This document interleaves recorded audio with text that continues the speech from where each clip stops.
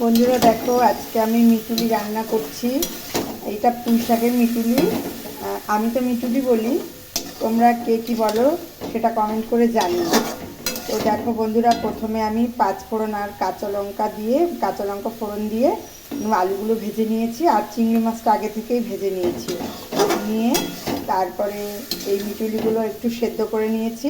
সেদ্ধ করে জল ফেলে পেঁয়াজ, টমেটো এটা দিয়ে ভালো করে ভেজেছি।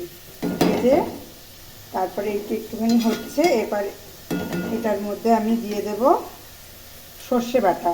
সর্ষে আর এই যে দেখো, সর্ষে কাঁচা লঙ্কা এর মধ্যে বেটে নিয়েছি। আমি সাদা সর্ষে খাই, তো সাদা সর্ষেই বেটেছি।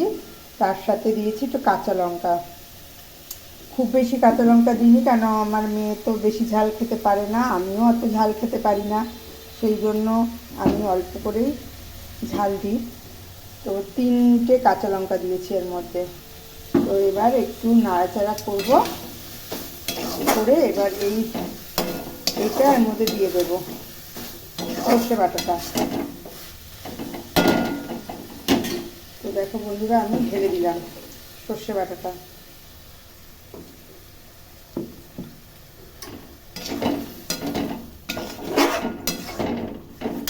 তো এবার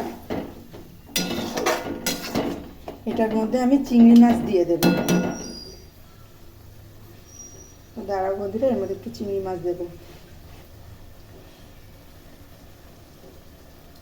মিঠুতে চিংড়ি মাছ না দিলে না ভালো লাগে না।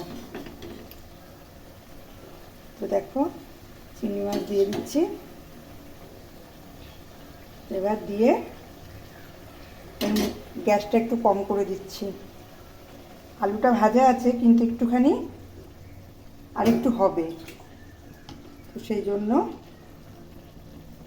মধ্যে দিয়ে দিলাম। এবার এর মধ্যে একটু লবণটা, যেহেতু আমি সর্ষে বাটার মধ্যে দিয়েছি, সেই জন্য আর এখানে আলাদা করে কোনো লবণ দিচ্ছি না।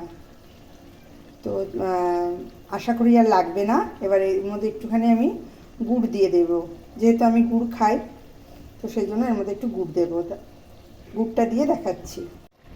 এই যে দেখো বন্ধুরা, এই গুড়টুকু আমি দিয়ে দিচ্ছি ভেঙে। তো এটা আখের গুড়।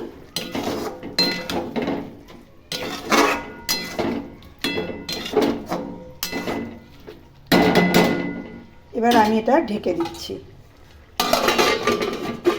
তারপরে তোমাদেরকে দেখাচ্ছি। তো চলো বন্ধুরা, দেখে নিই কত দূর হলো। তো বন্ধুরা দেখো,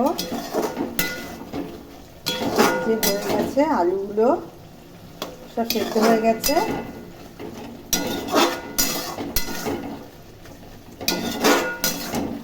তো এইভাবে করে দেখো, খুব সুন্দর লাগে খেতে। আর আমি ভীষণ ভালোবাসি মিটুলি, কিন্তু এর থেকে বেশি ভালো লাগে যেগুলো পাকা হয়, সেগুলো খেতে বেশি ভালো লাগে আরও। কিন্তু এখনকার সময় না পাকাগুলো পাওয়াই যায় না। পাকার আগেই ওরা মানে বাজারে এই কাঁচাগুলোই বিক্রি হয়।